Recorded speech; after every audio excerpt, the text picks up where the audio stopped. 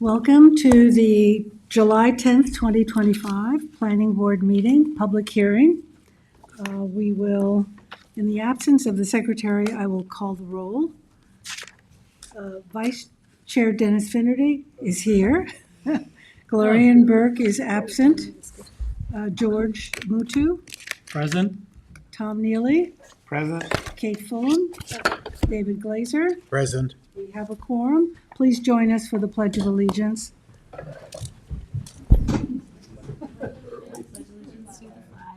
United States of America, and to the republic for which it stands, one nation, under God, indivisible, with liberty and justice for all.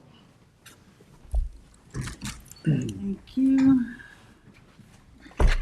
Just some security procedures that in case of an emergency, there are two doors in the rear of this room, go down the stairs and out the front door. Thank you. So we're going to hear 94 Dune Road Holding Corp. Do we have notice, counsel? Yes, there is proper notice. Thank you. And Tom, do you want to read it, please? Please take notice that in accordance with local law number 14 of 2022, a public hearing will be held by the Southampton Town Planning Board on Thursday, July 10th, 2025 at 6 p.m. at Town Hall, 116 Hampton Road, Southampton, and via video conferencing for the notice of completion of a draft environmental impact statement and a notice of SECRA hearing in connection with the site plan application entitled 94 Dune Road, aka Dockers. The draft environmental impact statement, DEIS, SECRA, and site plan addresses the change in non-conforming use from restaurant/bar and marina to a 25 condominium unit development in the R80 zoning district located at 94 Dune Road, East Quogue, Suffolk County Tax Map Number 900-385-1-37.3. Do we have someone representing Dockers? Yes, please. Good evening, Bailey Larkin with Bennett Reed, offices at 212. Could I get an agenda? Can't hear you. Is that mic on? Just press the little button. There you go. Okay. Sorry. Bailey Larkin with Bennett Reed, offices at 212 Windmill Lane in Southampton, on behalf of the applicant. As the notice read, this is an application that was filed with the Zoning Board of Appeals seeking approval to change one non-conforming use to another on property that's commonly known as Dockers. The Planning Board assumed lead agency for the SECRA review, and a pause deck was issued. In 2020, a final scope for the DEIS was adopted, and just recently in May, the board deemed the draft environmental impact statement complete with respect to scope and adequacy for public hearing. So we're here tonight just for public comment to move forward with this process. So, Kim Gennaro is here with PW Grosser this evening, and Larry Hoffman represented the property owner as well. Okay, thank you. We've seen the application, so let's move right on to the public. Gregory Kalitsky.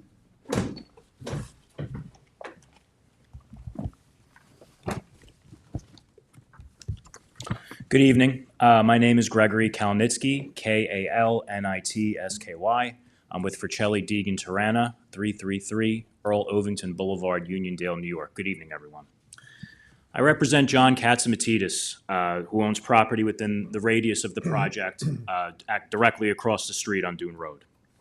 I come to you today to request an adjournment of today's proceedings because we did not know about this hearing until about 2 weeks ago. If the board does not grant the adjournment, at minimum, we ask that you keep the hearing record open and adjourn the hearing so that we can be heard after our engineers have had a chance to thoroughly review and comment on the voluminous submission submitted by the applicant. If that doesn't occur, I would submit to you that my client would be greatly prejudiced. I'll quote from a case to provide some context about the purpose of these proceedings. An EIS is meant to be more than a mere disclosure device. Its purpose is, inter alia, to inform the public and other public agencies as early as possible about proposed actions that may significantly affect the quality of the environment, and to solicit comments which will assist the agency in the decision-making process in determining the environmental consequences of the proposed action. That's Holmes v. Brookhaven Town Planning Board, 137, Appellate Division 2nd, page 601. That's all we're asking to do, is to have a meaningful opportunity to provide good and thorough comments about the DEIS submitted by the applicant. So we retained Sterling Engineering to assist us with review of the DEIS, and the 2 weeks that we've had with the DEIS is wholly insufficient for us to review and provide comments to the board.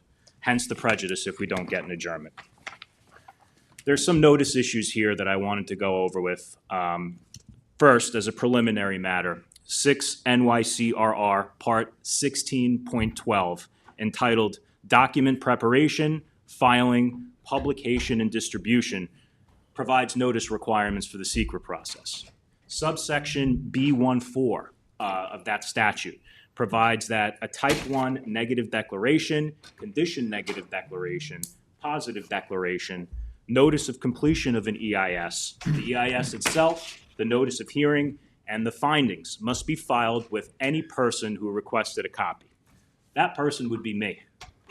I foiled the DEIS that the applicant submitted back on November 13th, 2024, and I have asked the town repeatedly for status updates on the DEIS. I then have correspondence shortly after making the FOIL request from the town stating that it's too large to scan or copy and that it would be uploaded to the town's website several days from November 13th.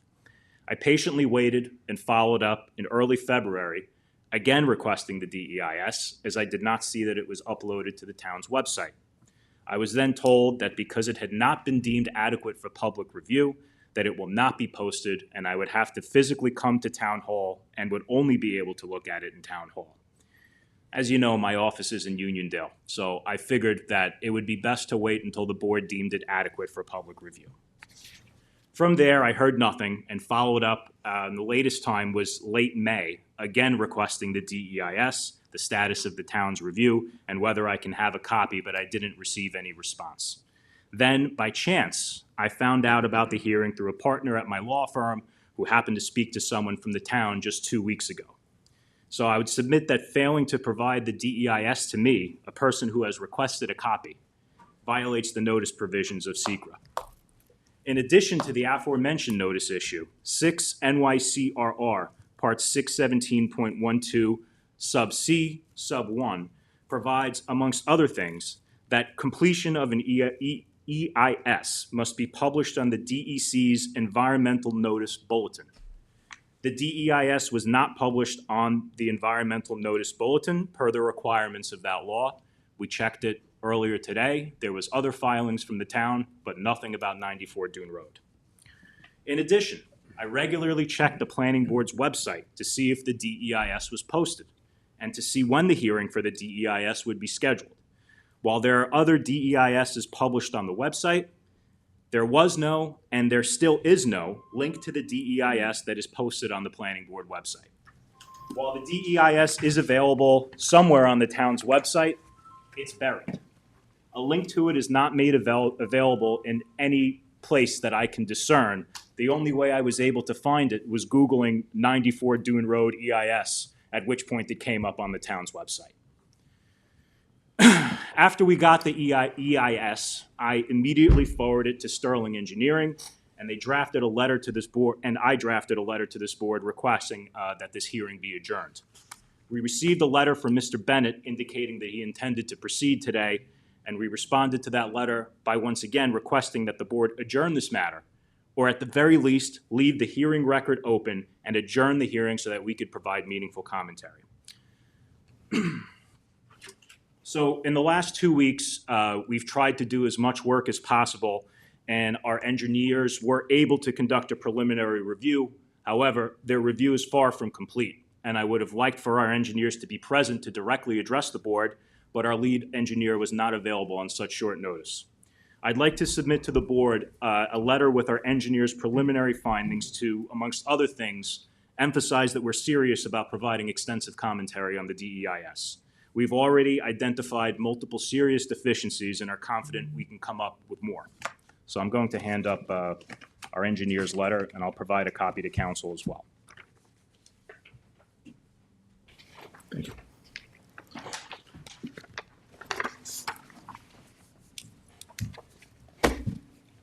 All right, I'm just going to briefly go over the major points of that letter as it's being distributed. So first off, height. The height restriction of the R80 district, the site where this is located, is 32 feet. The zoning code defines building height as the vertical distance measured from elevation 0 feet NAVD 88, where a structure is located in flood zone AE, which is where the project site is. The elevation drawings in Appendix O are not drawn to scale, do not have floor elevations, or any dimensions for that matter to determine the top elevation or the height of the structures. The height of the structures may exceed the permissible height and thus have a greater impact to the surrounding area, since the applicant's importing over 3,500 cubic yards of soil to build upon. The board should know with certainty what the height of the structures are. And based on the applicant's submission, this basic element appears to be missing. Use intensity. The DEIS avers that the proposed 25-unit multiple dwelling, where the zoning code would otherwise permit only 2 single-family homes, is less intense than the current non-conforming restaurant use.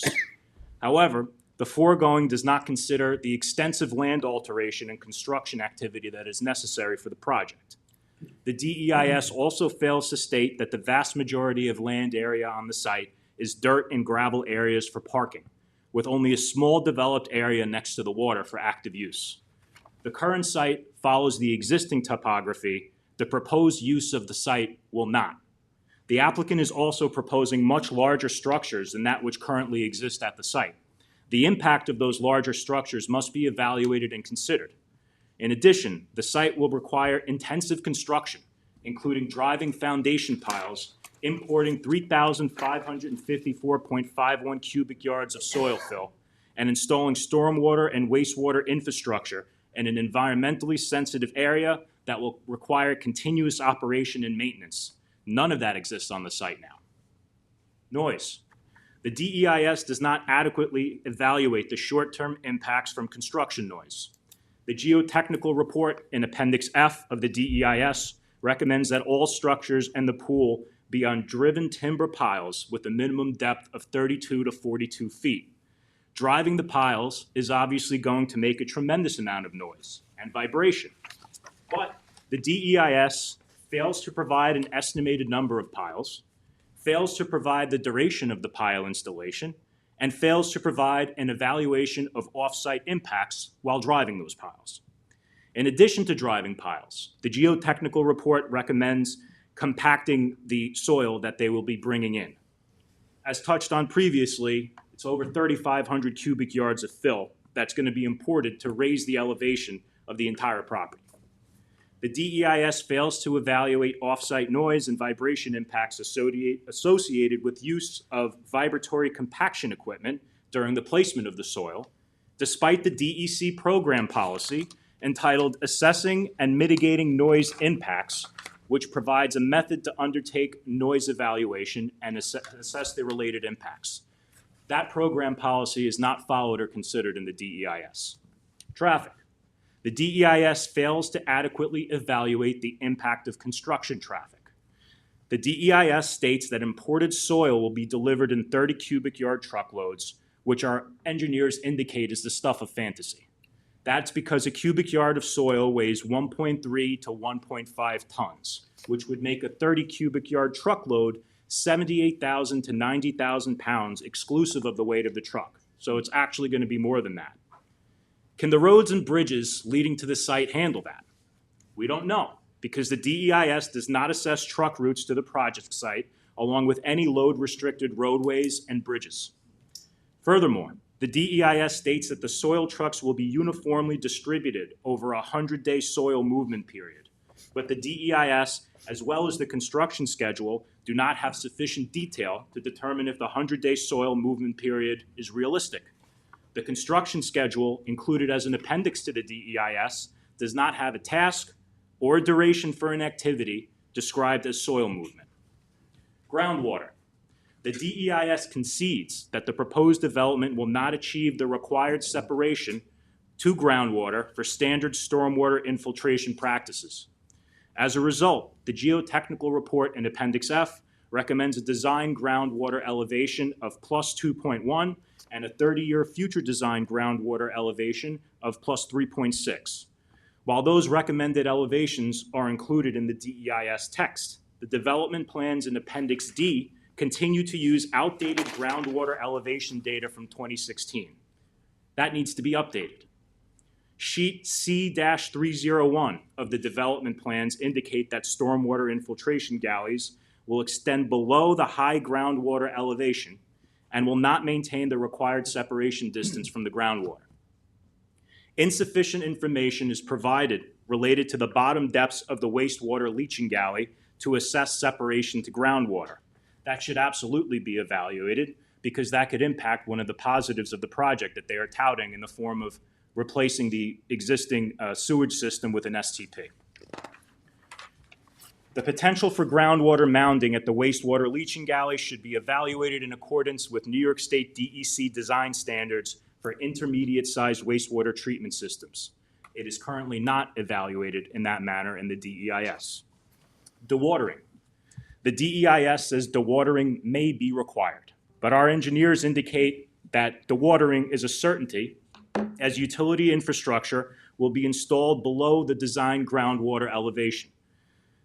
This should be adequately evaluated at minimum to assess the impacts from water withdrawal and discharge associated with dewatering in such an environmentally sensitive area flat in the middle of the wetlands.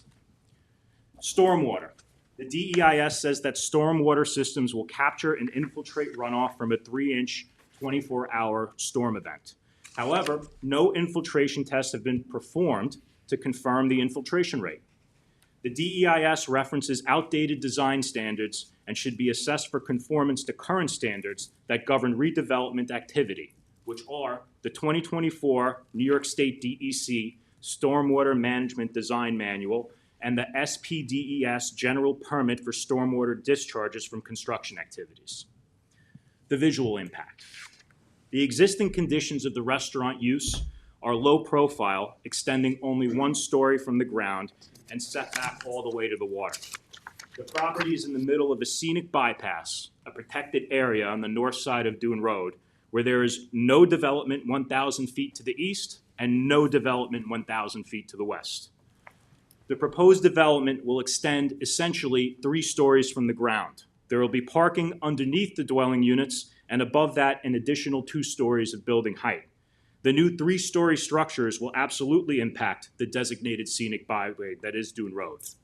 While the DEIS acknowledges that the development will alter the viewshed, the DEIS fails to adequately evaluate the potential visual impacts of the project. That is, they only focus on immediately adjacent views from Dune Road, the designated scenic byway. But the final scope, adopted by this board, requires a visual assessment and rendering from all directions, which has not been provided. An inventory of aesthetic resources in proximity to the project should be included to evaluate the visual impact of the proposed development. As an example, the Quag Boardwalk is within 1 mile of the proposed action and extends north of Dune Road. The proposed 25-unit condominium may negatively impact what is currently an unobstructed open view of space and tidal wetlands. Remember that the existing use is only 1 story from the ground, while the proposed project is in effect 3 stories off the ground. There is no mitigation proposed anywhere in the DEIS relative to visual impacts.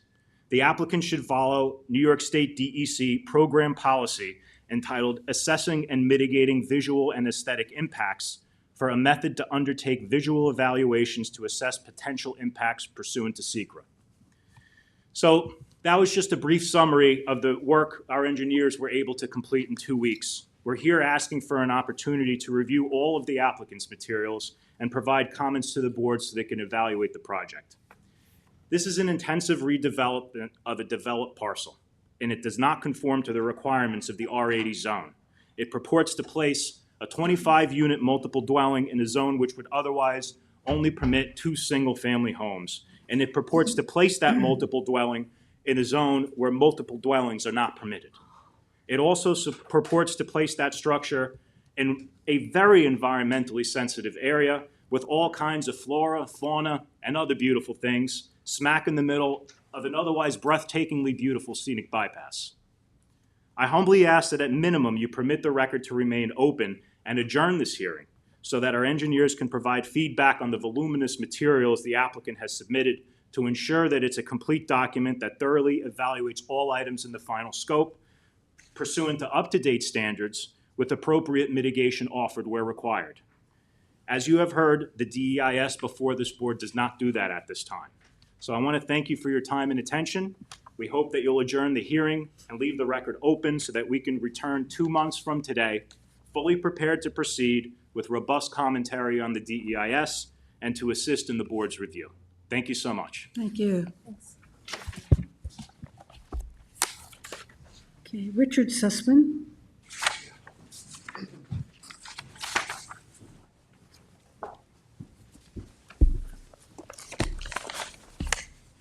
Hi, everyone. I'm Richard Sussman. I'm the president of Round Dune, the co-op directly across the street from Dockers. And while I certainly can't speak to the detail you just heard, I can speak to the fact that we've had very little time to review what has been given. We only learned about it as well, I think less than 2 weeks ago. And, we're in the process of interviewing professionals to help us evaluate it. And we really haven't had the opportunity to do that either. It came as kind of a surprise to us. We've been monitoring this situation for years.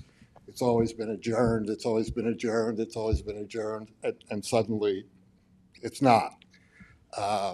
And 2 weeks is just not long enough to evaluate anything. We're directly across the street. We have 76 units, a number of people whose views and whatnot will be directly affected by it. So we have those concerns.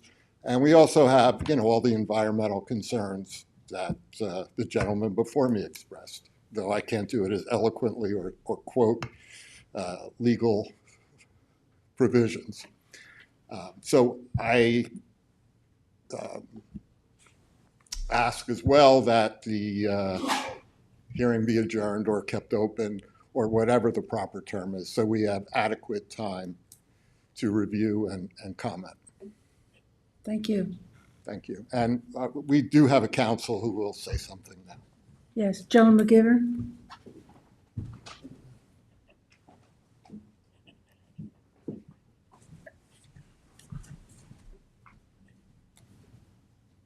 Good evening. I'm Joan McGivern from Toomey Latham, and we represent Round Dune. I can't do the detail that Mr. Kalnitsky did, but there are a couple things that are of concern to Round Dune that we want to emphasize, besides the fact it's directly across the street.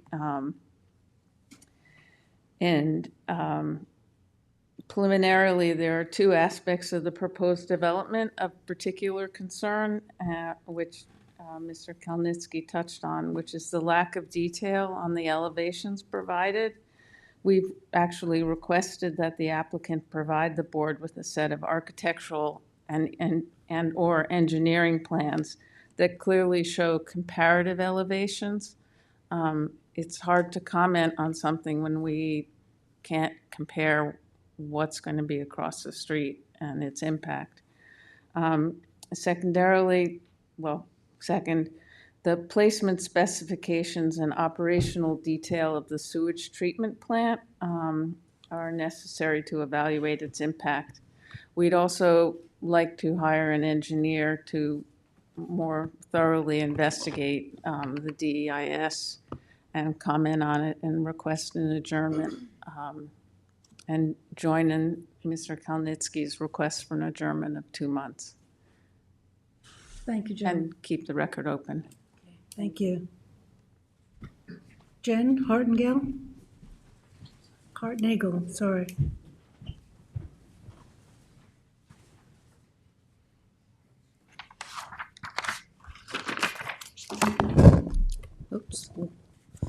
Hi, good evening. My name is Jen Hartnagel. I'm here representing Group for the East End. The group had previously made its scoping comments, and we reviewed the DEIS. I have a brief statement I'd like to read and share some additional details about what we found. I think it's worth repeating that the subject property is located in one of Southampton's most ecologically sensitive areas. It's located in a New York State Department of State significant coastal fish and wildlife habitat. It's bordered on both sides by preserved land. It's in a number of significant flood zones. It's subject to sea level rise. The site area contains DEC mapped seagrass beds, and Dune Road, as you know, is listed as a significant scenic area and roadway. So as such, I would like to make the broad point that there are alternative ways of reviewing development at this site than how it was presented in the DEIS. And although the town code may permit a change in a pre-existing non-conforming use to another non-conforming use, it does not mean that this development should be approved as proposed. And the secret process is intended to examine a wide range of alternatives that mitigate environmental impact and arrive at an alternative that provides the most practical mitigation.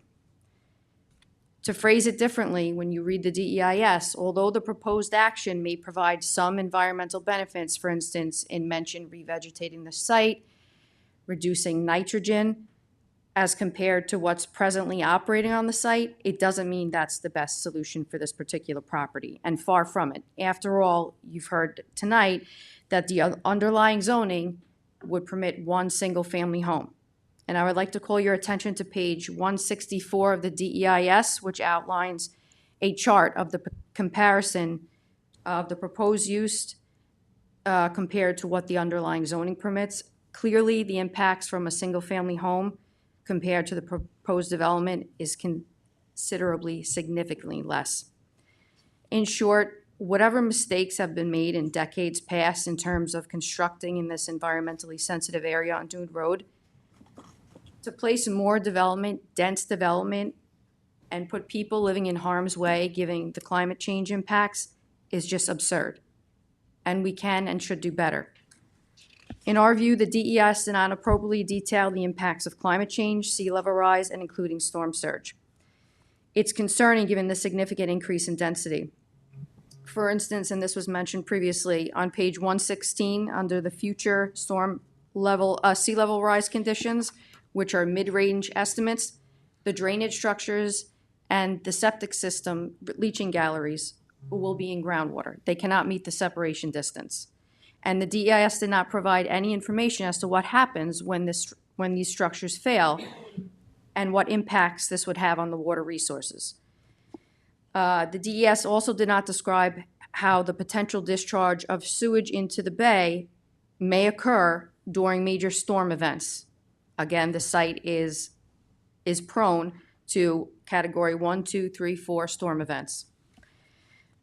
The DES also failed to consider multiple goals and objectives of different planning studies, and I'll mention one here, including the Suffolk County Planning Commission guidelines. It was updated in 2023, wherein it explicitly states that new development should be avoided in flood zones where this property exists. Again, this was touched on earlier. We picked it up as well. The DEIS did not discuss any details on any potential roadway repairs or mitigation that might be required as the result of the impacts of 238 truck trips to cart in the fill needed to mound up the site and over 100 truck trips with loads of debris during demolition. So the DES should outline those impacts and discuss possible performance bonds if you choose to move forward to ensure that roadways are repaired if damage is found. Just to wrap it up, we're going to submit a detailed comment letter, and I hope you do keep the record open, but the DEIS failed to accurately describe the full ramifications of the environmental impacts of the proposed development by comparing the proposed development to what exists on site rather than analyzing the intensification of use of this site by what's permitted in the underlying zoning. Clearly, the site is constrained. It requires multiple variances for construction. Constructing 25 units with a pool and a sewage treatment plant that needs to be mounded up and will all be subject to climate change, sea level rise, and storm surge requires added scrutiny and serious consideration of alternatives that mitigates these impacts. Group for the East End fully supports Alternative 2 and Alternative 4, which is the as-of-right construction of a single-family home and the preservation option. And we ask that the planning board please provide the appropriate consideration of these alternatives pursuant to SECRA. Again, we'll submit a comment letter with additional details. I appreciate the opportunity to comment tonight. Thank you. Thank you, Jen. Is there anyone else who'd like to speak? Peter, is there someone on Zoom? No one. No one on Zoom. Bailey, would you like to say something?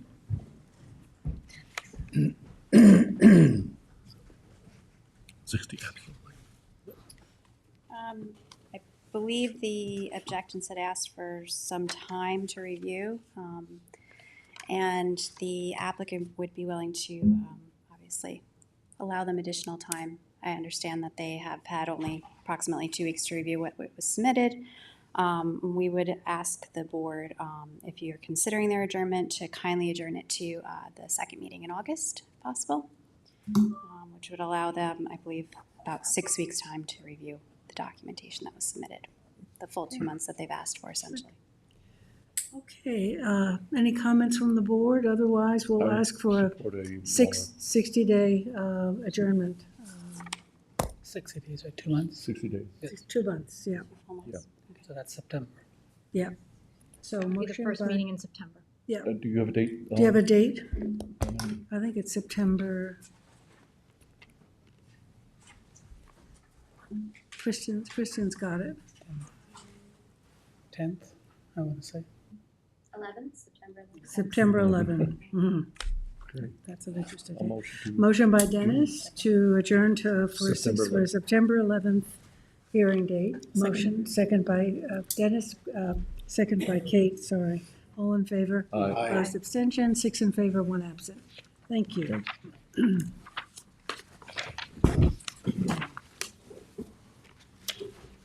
Okay, now, number 2, Baywater, Seawater, and Well Water is off the agenda because of insufficient notice. Thank you.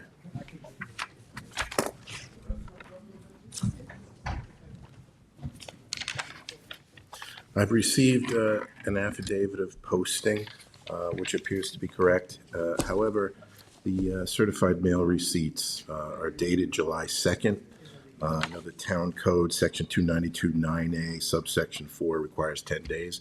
So it appears that the mailing notices are insufficient. Insufficient. Yeah, Madam Chairman, could, if possible, can you pick another date and I will mail out another package Yeah. with notice? What other date can we pick? Kristen?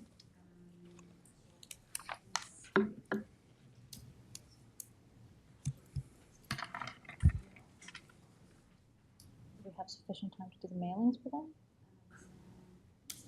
It would have to be August 4th. They have to go out, but they have to go in the paper too, so. I think that would be better, don't you? August 28th. Is August 28th good for you? 28th is fine. Okay. And one other comment, not to get into the merits of the case, but I'm not sure if the notice that you have in this agenda is correct. What I'm doing is we're Well, no, we're not going to get into it. You mean this description? yeah, the description doesn't appear to be correct. We'll get it corrected. Ask We'll Seth double to check it. review this project description. You can discuss it with, Okay. yeah, okay, good, I'll call in the morning then, if that's okay. yeah, Thank you. thank you. Okay, Jane Frith, do we have notice, counsel? We do. Okay, Notice is and George, read it into the record, please. Please take notice that in accordance with local law 14 of 2022, a public hearing will be held by the Southampton Town Planning Board on Thursday, July 10th, 2025 at 6 p.m. at Town Hall, 116 Hampton Road, Southampton, and via video conferencing to consider the preliminary application entitled Jane Frith. The application proposes a 9-lot subdivision with an 11.159 acre open space parcel of a 23.275 acre property containing substantial wetlands and currently improved with multiple single-family dwellings and accessory structures situated in the CRAT zoning district, Aquifer Protection Overlay District, Archaeological Sensitive Area, and Agricultural Overlay District located at 1155 Bridgehampton, Sag Harbor Turnpike, Bridgehampton, Suffolk County Tax Map number 900-39-1-31.5. I think he did it all. Okay. Jim Walker from InterScience. Kieran Murphy's here from Burke and Sullivan, and Jane Frith is right next to her. This is a project that's been around for a considerable length of time, during which time the town got an easel. So I didn't have to bring my easel up. Thank Kristen for that. This set of plans have been presented several times, even been out in the rain a little bit, so you can see that they're a little wrinkled. The important parts, and I'm going to come over here, stop me if I'm not loud enough. 2 CPF lots. These lots are in the back, are going to be purchased by the town. There are 2 affordable housing lots. Those lots are going to have the development rights moved off the property. So the only thing that you're going to see is the 3 houses that are there and 2 market lots for Jane Frith and her family.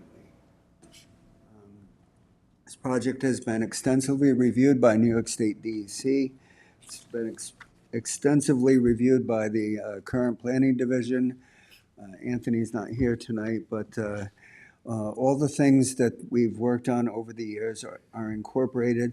Important part of the process is to note that Jane Frith has to restore portions of the property that are already residentially developed and convert them to natural permanent buffers to protect the tiger salamanders that are hypothetically present in the ponds.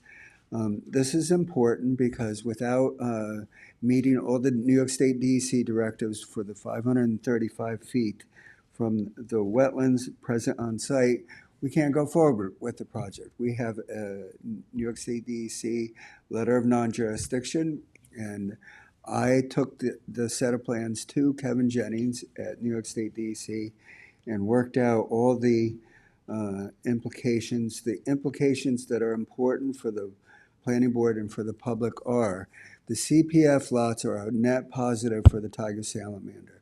So that helps with the DEC review of the project. The second things that are important is all the natural resource buffers that are being proposed. The last one is kind of cute and quaint, but it is required on all these tiger salamander jobs, of which InterScience has done quite a few. We need to have a split rail fence to separate the residential use from the woods. That keeps people out of the area that's being recovered.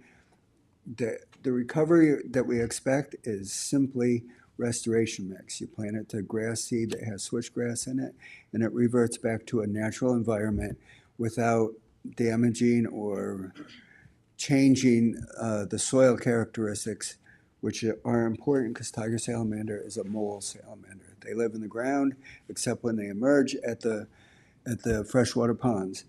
I think that's the bulk of the thought process that went into the subdivision. The subdivision was extensively reviewed when I was first asked to go to town meetings, including the affordable housing representatives, the CPF representatives, and current planning. All that was brought into that project. That's what you see. You have a formal subdivision in front of you. Again, that's what you're going to see. 2 more lots on Bridgehampton Sag Harbor Turnpike. And to the benefit of the affordable housing program, 2 development rights brought off the site to be part of the project that is being planned by the affordable housing officials. And what is the status of the CPF purchase? Is there a contract, or have they entered into contract yet? I think we have to complete. This process. We have to have we'll get the best price if we have a filed subdivision map. Yeah. Of course, right before, we have to go back now to the health department. So, right, we have preliminary, so now the next step is we have to go back to the health department. Right? That's in progress. Yeah, it's in progress. And we, I would think at the final stage, we'll start talking to CPF because they'll have to get appraisals and, be closer to the end. It's a So very, there's nothing official from the town? No, there's nothing official right now. Okay. but it's a very positive result from where it started. So, That's where we started 4 years ago. yeah, Dennis, that's I right. think. We've seen it Where we're many, ending many up times. is still preliminary. However, for what it's worth, the health department stuff is being handled by DeLandro Andrews. And I spoke to them at length. My son had an internship there 2 summers ago, and his immediate boss, John Letterman, told me exactly what was going on with the health department. The health department stuff includes some upgrades to the existing cottages, and the design work has to be done by an engineer. The survey that you have in front of you is done by a surveyor. So Jane Frith has had to pay these outside professionals considerable amounts of money. That's part of the reason why we went to CPF initially. That's part of the reason why the project evolved the way it did. It's the CPF money is to help Jane finish with the family planning for this property. The property has been in her family for many years. And the wetlands remain intact, which is great. Yeah, and there's nothing going on next to Skellinger's pheasant farm. So Thank you, Jim. our office got a phone call from Pat Bestrian Jr., involved with the pheasant farm up It's up here. there, yeah. Nothing's going on up there. It's going to be a permanent open space. The town will have, I believe it's 11.159 acres of open space, plus the 2 CPF lots. And the end result will be 2 lots on the highway. Good. I have Thomas Couch or Conch, or whatever it is. What is it? Find out. Crouch. Sorry, I'm left-handed. Well. My name is my handwriting is not the best. It's Thomas Crouch. I'm an attorney for Wayne Scott Properties. I work at Wayland Filer in Amagansett. Wayne Scott Properties, which is the Skellinger property known as Spring Farm. I spoke with Ms. Murphy a couple days ago, and that's really why I'm here. Is I've met with Anthony Trezza of the planning department. I watched one of the recent work sessions, looked at the map. It's been pretty consistent that lots 8 and 9 have been, labeled for CPF purchase, but I don't understand how does this board ensure that if that's the understanding?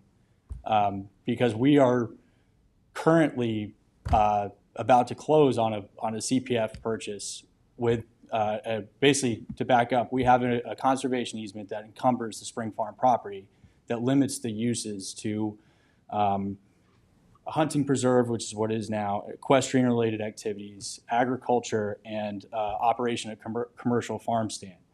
We're about to close on a deal to limit the uses to just the hunting preserve and agriculture to support the hunting. If those 2 lots are developed, the DEC regulations state that you can't have any firearm discharge within 500 feet of a residence. I put together a survey, or Walbridge surveyors put together a survey showing the setback, and that would take about 14 acres out of our hunting, make 14 acres unavailable for hunting.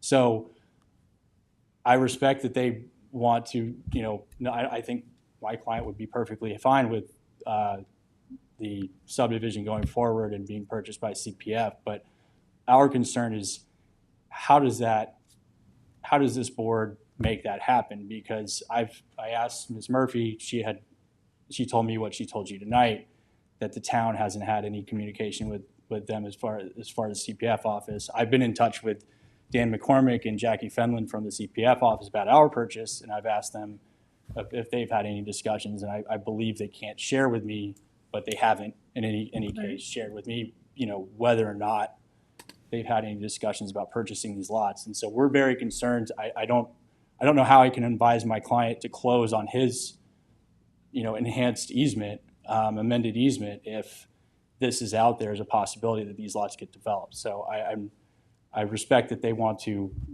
have these lots preserved, but I respectfully ask this board, how are you going to make that happen? Or how, when you've evaluated this project for, at least as far as I can tell, several months, with that being the understanding? Well, To it's answer not, your question, we can't. it's not our, it's Short not in our purview to CPF. I mean, that's a whole separate operation, but this whole parcel was redeveloped with town planning with the thought and idea and planning for development in the area. That's why the development rights were bought, and that's why the CPF is, I would imagine, in process. So the whole thing is an integrated system, and as Jim just mentioned, Jim Walker, he's pretty confident that it will not impact you at all, that those CPF lots will be purchased. But we're not in control of that. Right, no, I understand. So, but, we've been reviewing this for more than a few months, several years, actually.